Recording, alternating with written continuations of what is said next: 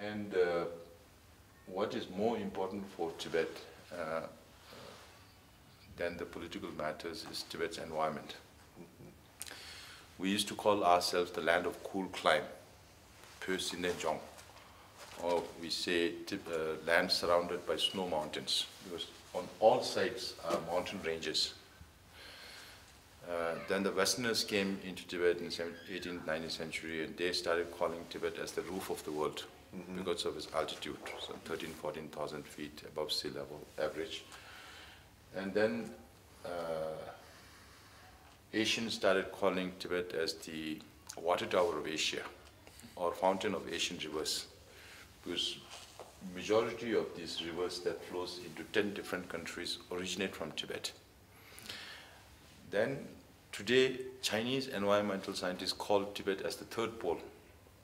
So North Pole, South Pole, and Tibet Pole, because Tibet has the largest amount of glaciers and permafrost that feeds all these major rivers. So rivers like Indus and Sutlej originate from Tibet, go into India and into Pakistan. Rivers that originate, the Ganges also starts from the border of India, Tibet, originates from the Tapi and all that flows into Nepal. Then the Brahmaputra flows eastward, then suddenly takes a U-turn and comes into Arunachal Pradesh, Assam, and into Bangladesh. Today, China is trying to divert river water from here to up north. And it's engineeringly difficult task, but China is known for doing all those things, building the Great Wall of China. Great Wall of China was once the border between China and the barbarian countries. So the barbarians are Tibetans, Mongols, and Uyghurs who used to attack China from time to time, so they built the Great Wall. Today, the Great Wall is not the boundary, it's the backbone of China, if you look at the map. So, and they're also planning to build a dam here, which is twice the size of Three Gorges Dam, which is the biggest in the world. So which would mean inundating about 150 to 200 kilometers of land upstream. And these are all seismic zones. Just this year we had earthquake in Nepal. We had earthquake in Hindu Kush, in the Afghanistan-Pakistan region. So these are all seismic zones. If something happens to the size of a dam that's twice the size of Three Gorges, then what would happen? One could imagine what could be the destruction in all these downstream areas. Then the Salween flows into Burma. The Mekong flows into Burma, Thailand, Laos, Cambodia, and Vietnam. Then the two major rivers of China, the Yangtze originates from Tibet. The Yellow River originates from Tibet, the Huanghe. So these are two big rivers in China. So essentially, all river waters, all perennial river waters of Asia originate from Tibet. And some say that one-third of the world population has something to do or the other with the Tibet's environment, Tibet's rivers. Because China, on just one river on the Mekong, how many dams? So many dams. And in the downstream countries, because these are some of the most densely populated areas in the world. And many people have to change their livelihood because the river coming down is being affected. So we say today we are political refugees, but in another 30, 40, 50 years down the line, there will be so many environmental refugees.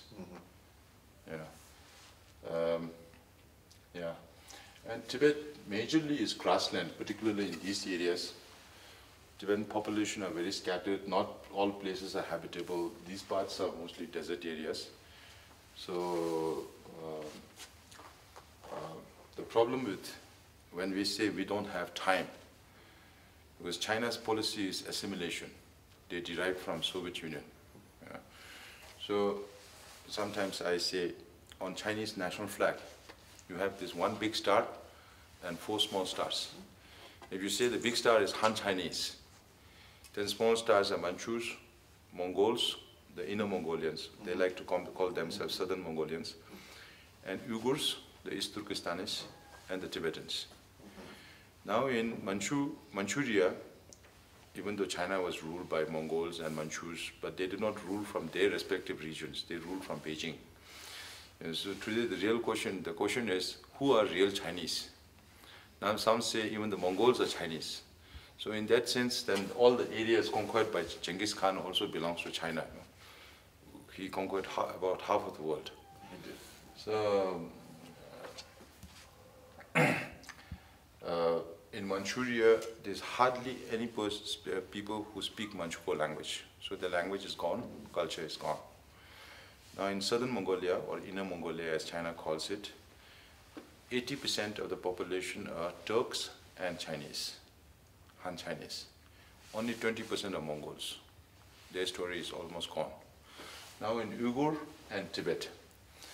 In Tibet, starting from the capital Lhasa to all major towns and cities is Chinese majority. They don't go to villages because they can't make money. So, therefore, I say within the Tibetan community, we discuss about independence, middle way, and all that. I said, forget about it. Another 30, 40 years down the line, if we are not able to go back, have some agreement with China, then you will find Tibet town in Tibet overwhelmed by Chinese, just like you find Chinatown in your countries. So therefore, we say we don't have time because the demographic aggression is severe. So earlier, now today China is called as the factory of the world. And when they can go as far as Africa and Latin America for natural resources to feed these factories, why not occupy Tibet or Uyghur? Earlier, it was not possible to exploit Tibet's natural resources. Because Tibet is vast and abundant and natural, it's totally virgin land. Tibetans never excavated anything. So they built a railway from Kormo up north, they linked to Lhasa. Here, Kormo is linked to mainland China. So before the railways, it was difficult to take out anything. So even to send one truckload of military supplies up to Indian border, people used to say that you need at least 2-3 trucks to support that. Now with the railways, at one time people thought it would be technologically not possible because you have to build railway tracks over permafrost. And permafrost can go up and down by 4 or 5 meters during extreme weather. But they built that. Now it's being linked up to Shigatse, another town where my mother was born, and they have planned to link it to Nepal. And another 10-20 years, they have one more track from Lanchao to Lhasa, and one more track from Chengdu, they call it, in English it's written as Chengdu, from Chengdu to Lhasa. So these railway networks, and there's a vast network of roads, and now new airports are coming up. So with all this infrastructure, of course China says that we are putting in a lot of money in Tibet.